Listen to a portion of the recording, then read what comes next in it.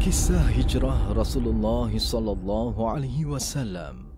Pada 26 Safar tahun ke-14 kenabian, Allah Subhanahu wa taala telah memerintahkan Nabi sallallahu alaihi wasallam untuk berhijrah.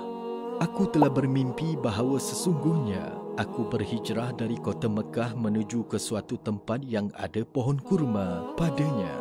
Lalu aku mengira tempat itu ialah Al-Yamama atau Hajar. Akan tetapi, ia sebenarnya adalah Yasrib, yakni nama lama bagi kota Madinah. Setelah diberitahu mengenai rancangan baginda, Nabi SAW pun pulang ke rumahnya semula untuk menunggu tibanya waktu malam.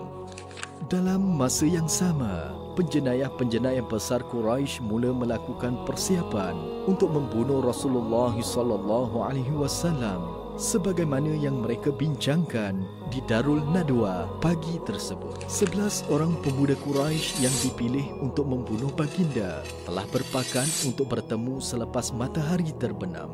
Mereka mengepung rumah baginda dan bersiap sedia untuk membunuh baginda. Rasulullah SAW dan Ali radhiyallahu anhu menyedari kehadiran mereka.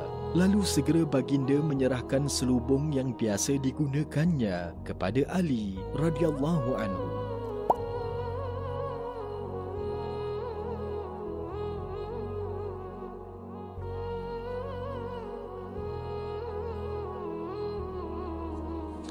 Setelah itu Rasulullah SAW bergerak ke rumah Abu Bakar radhiyallahu anhu. Dan tanpa membuang masa, mereka keluar melalui jendela di malam itu juga.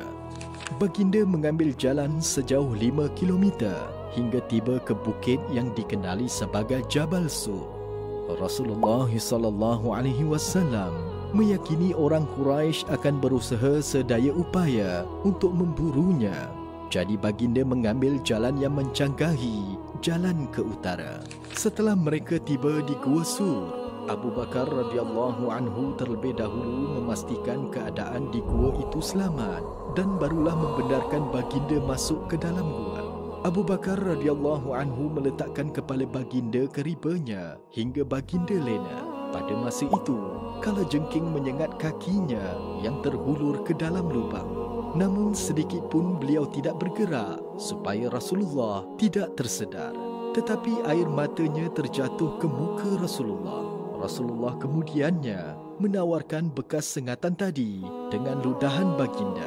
Maka segera hilanglah kesakitannya itu.